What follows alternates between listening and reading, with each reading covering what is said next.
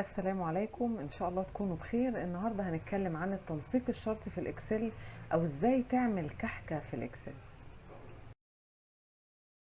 زمان كان اللي بيجيب اقل من نص الدرجة كان بيتحط له كحكة في الشهادة. ازاي احنا ناخد نفس المفهوم ده ونطبقه في الاكسل؟ انا عايزة الاكسل ينسق الخلية بناء على شرط انا هديهوله. طيب هنعمل الكلام ده ازاي؟ اول حاجة لازم تعملها، لازم تحدد العمود اللي انت هتشتغل عليه. طيب انا هشتغل على عمود المرتبات ده، والشرط اللي احنا هنحطه انا عايز المرتبات اللي اكتر من 1500 تبقى باللون الاخضر، واللي اقل من 1000 تبقى باللون الاحمر. ده نوع من انواع الشروط اللي ممكن احطها على التنسيق الشرطي. بعد ما بحدد العمود بروح على قائمة هوم، هلاقي في حاجة اسمها conditional formatting. افتح conditional formatting. احنا هنشتغل دلوقتي على اول واحدة اللي هي هايلايت. انا هنا بقول له لو سمحت يا اكسل، انا هديك شرط معين وعلى اساس الشرط ده لون الخلية دي. احنا قلنا في المثال انا عايزة اللي اكبر من greater than، اللي اكبر من 1500 تبقى باللون الاخضر. طيب بقيه الشروط اللي هي less than، اصغر من، between ما بين، وايكوال تو يعني بتساوي، وتكست يعني نص معين انا هكتبه وعلى اساسه الخليه هتتلون. طيب الاول انا هختار greater than يعني اكبر من، وهنا هحط الشرط بتاعي اللي هو 1500. اكبر من كام؟ اكبر من 1500. طيب الونهولك بلون ايه؟ ويز ايه الونهولك بلون ايه؟ هنا بيبقى فيه الوان جاهزه. بصراحه انا ما بحبش الالوان الجاهزه، انا بدخل على كاستم فورمات. طبعا انت ليك مطلق الحريه، اعمل اللي انت عايزه. وهروح على التابه بتاعه فيل. لو انت ما لقيتش التابه دي هي اللي شغاله، روح على تابه بتاعه فيل واختار اللون اللي انت عايزه من الباليته اللي قدامك. انا هختار الاخضر وبعدين هقول اوكي، وطبعا اوكي تاني. كده اللي اكتر من 1500 اتلونت باللون الاخضر فعلا. طيب انا عايزه احط الشرط التاني، ينفع؟ حدد برضو العمود، وبرضو من قائمه هوم روح كونديشنال فورماتنج هايلايت، وبعدين هنا بقى هتختار الاختيار التاني اللي هو للزان اصغر من. انا عايزه اللي اصغر من 1000 يبقى باللون الاحمر.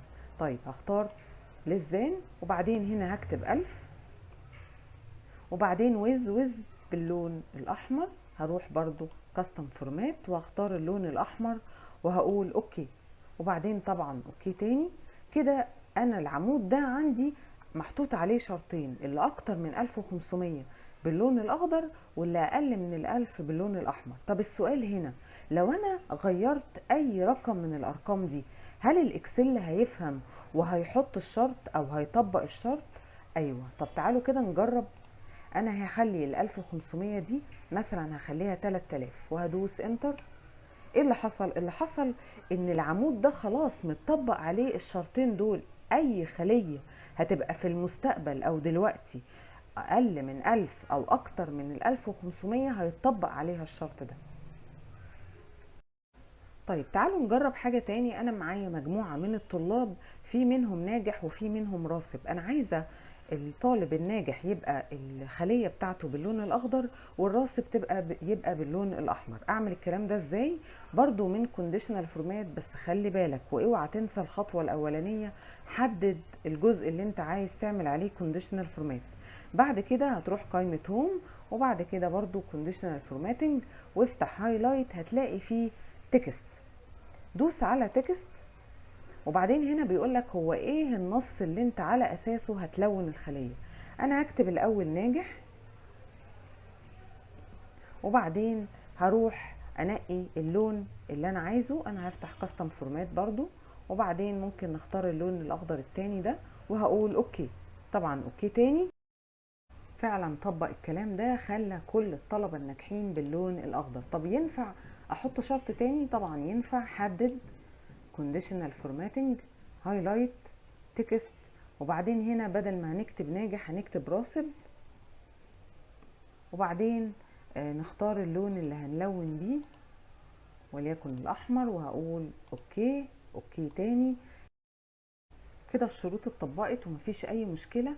طبعا من غير ما نقول، لو اي كلمة ناجح اتغيرت لراسب او العكس، هتلاقي الاكسل حس بالتغيير ده وهيعمل الكونديشن او الشرط اللي انت على اساسه ملون الخلية دي. يعني لو رحنا كتبنا بدل ما ناجح كتبنا راسب بعدين انتر، هتلاقي الخلية اتلونت بالاحمر. طيب ايه تاني من انواع الشروط اللي ممكن احطها على الاكسل في التنسيق الشرطي؟ انا عايز اطلع اعلى 3 درجات من هنا. تعالوا نعمل الكلام ده طبعا برضو من غير ما نقول. نحدد الجزء اللي احنا هنعمل عليه تنسيق شرطي، وبعدين من قائمة هوم افتح كونديشنال فورماتنج، وهنا بقى هنروح على حاجة اسمها توب اور بوتوم. في عندك توب 10 وبوتوم 10، يعني اعلى 10 قيم واقل 10 قيم. انا مش محتاجة 10 فممكن اغير افتح كده، يعني اختار توب 10.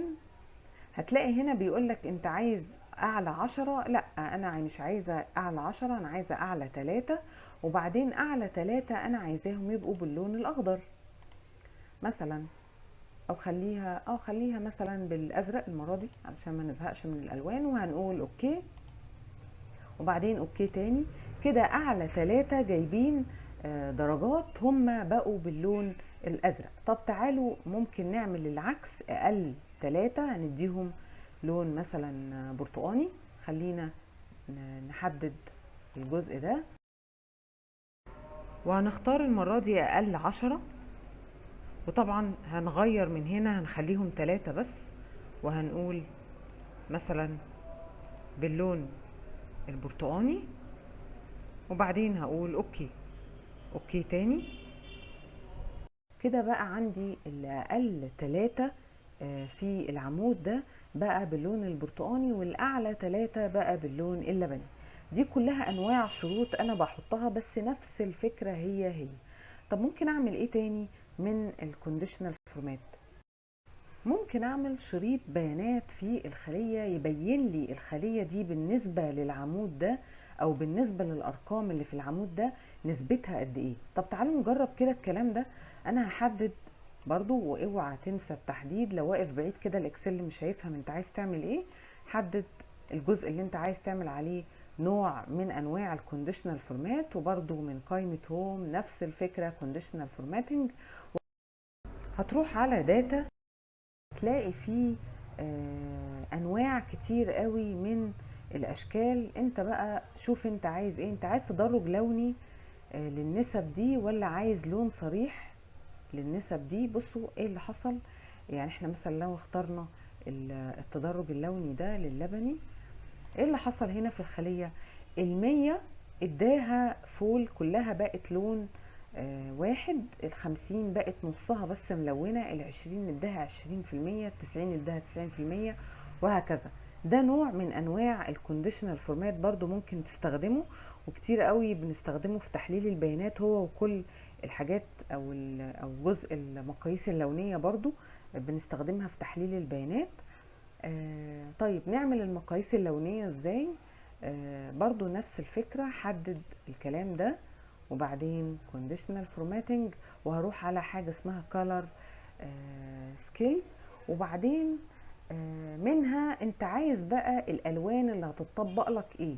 يعني انت عايز اعلى قيمة تبقى بالجرين وبعد كده يلو وبعد كده ريد، ولا عايز الريد تبقى اعلى حاجة وبعدين اليلو تبقى المتوسط وبعدين الجرين تبقى اقل حاجة. انت بناء على الشكل او الاشكال دي لو وقفت عليها بس هيقولك ايه هو اعلى حاجة، يعني اعلى درجة هتاخد لون ايه، والمتوسط هياخد لون ايه، والاقل حاجة هتاخد لون ايه، وهكذا. شوف انت عايز ايه. انا عايزة مثلا يعني الشكل ده يبقى اعلى حاجة اخضر، وده يتهيألي منطقي شوية، والوسط يبقى برتقاني او اصفر، واقل حاجة او اقل رقم يبقى باللون الاخضر سوري الاحمر الريد. هتلاقي الكلام ده اتطبق فعلا، اعلى درجات بقت بالاخضر، والمتوسط او الوسط يبقى باللون الاصفر، والقليل خالص يبقى باللون الاحمر. طيب ممكن اعمل ايه تاني؟ ممكن اعمل بقى حاجة لذيذة قوي. عايزة هنا زي رموز تبين لي انا ماشي او الارقام دي ماشية ازاي. عارفين زي البورصة كده بالظبط، السهم بيرتفع السهم بينخفض والحاجات دي. طيب اعمل الكلام ده ازاي؟ برضو افتح كونديشنال فورماتنج، وطبعا من غير ما اقول لك لازم تبقى محدد الكلام ده. كونديشنال فورماتنج، وهتلاقي في حاجه اسمها ايكون. روح كده ونقي شكل اللي انت عايزه. يعني انت عايزه اسهم كده، بصوا الاشكال، او عايزه تبقى دواير كده، او عايز يبقى بالشكل ده، يبقى الاخضر مثلا اللي عليه علامه صح ده يبقى ممتاز طبعا. اللي عليه علامه الاستفهام يبقى في الوسط، واللي قليل او اقل من النص يبقى عليه علامه الاكس. ممكن برضو زي الريتنج كده، او زي النجوم اللي بنديها، اكنك بتعمل تقييم لحاجه، فبرضو نفس الفكره دي، برضو نفس الفكرة. فانت بتنقي الرموز اللي انت عايزها، عايز الوان محايدة براحتك، عايز اصفر واحمر واخضر براحتك. خلينا مثلا نختار الشكل ده. طيب ازاي بعد ما عملت الكونديشنال فورمات الغيه؟ يعني ازاي الغي الكونديشنال فورمات من على عمود معين او من الشيت كله؟ انت عندك طريقتين علشان تلغي الكونديشنال فورمات او علشان تشيل الشرط ده. طبعا يا اما تحدد العمود اللي انت عايز تشيل من عليه الكونديشنال فورمات، يا اما تشيل الكونديشنال فورمات من كل الشيت ده. طيب هنعمل الكلام ده ازاي؟ روح برضو من نفس المكان، من قائمة هوم كونديشنال فورماتنج، وهتروح لحاجة اسمها كلير رولز. هتلاقي فيه اختيارين. الاختيار الاول بيقولك انت عايز تشيل من السلكتد، انت عايز تشيل الكونديشنال فورمات من اللي انت محدده، ولا عايز تشيل الكونديشنال فورمات من الشيت ده كله. طيب انا هختار الاختيار الاولاني ونشوف ايه اللي هيحصل. انا كنت محدد العمود ده، فعلا الكونديشنال فورمات اتشال من العمود ده وبقيت الشيت زي ما هو.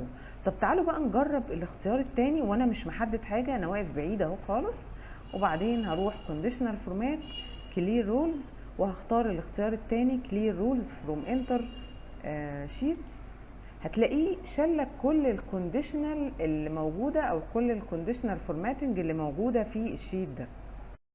كده يبقى احنا شرحنا التنسيق الشرطي في الاكسل او الكونديشنال فورمات، او بمعنى مضحك شويه قلناه في اول الفيديو ازاي نعمل كحكه في الاكسل، وعرفتوا قصدي من الكلام ده. ان شاء الله تكونوا استفدتوا من الفيديو. لو استفدت من الفيديو اعمل لايك وشير علشان غيرك يستفيد. كمان لو لسه ما اشتركتش في القناه اشترك في القناه وفعل الجرس علشان يجيلك كل جديد. اسيبكم في رعايه الله.